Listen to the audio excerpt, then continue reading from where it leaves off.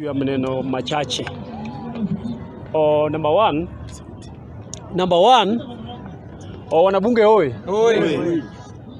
Leo nimeona kwa gazeti serikali ya Ruto and his surrogate is asking the Europeans, international community from the west region, to sanction Raila from traveling to Europe.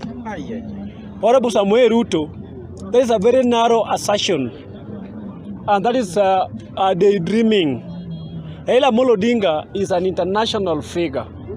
Raila has conducted a lot of symposiums across the world, and the people of Europe are in need of Raila Amolo Odinga.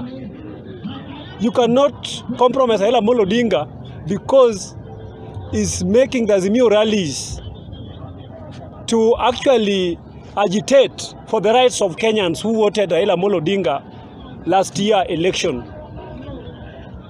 Raila Amolo Odinga is doing what exactly the Constitution requires.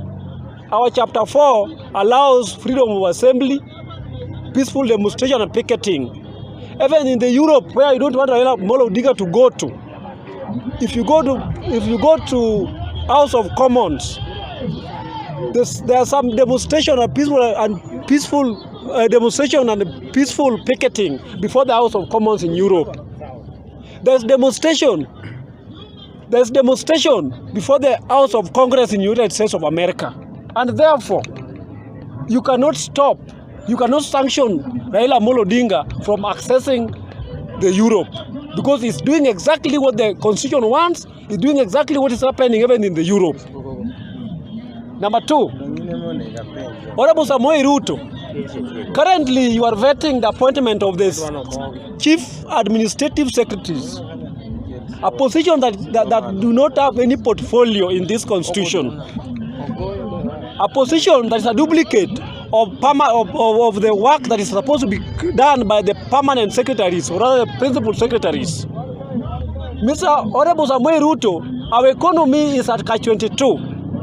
Our economy is between a rock and a hard place. We need to expand our revenues. We need to use our revenues prudently.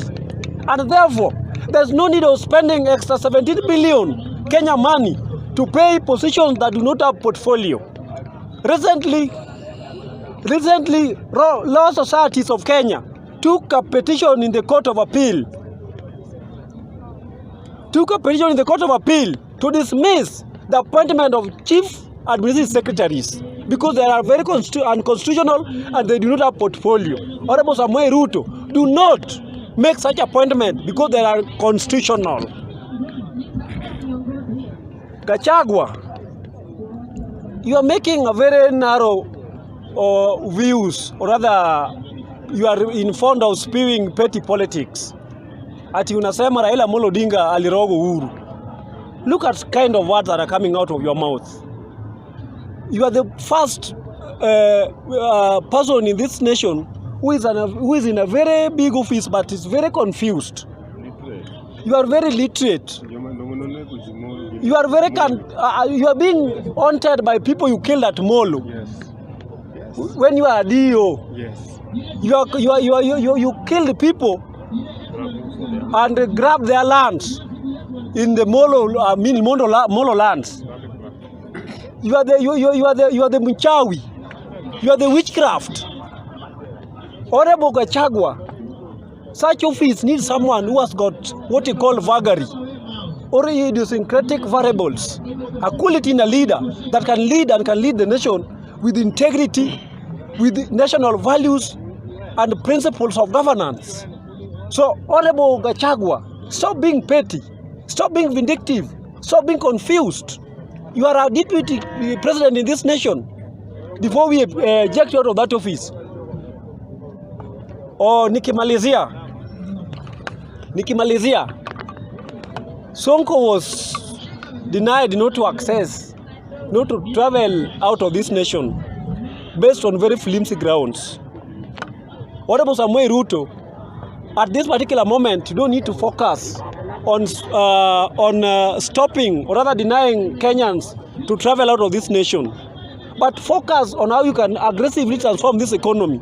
because the economy is completely destitute because of the poor economic model that has been rolled out by your government.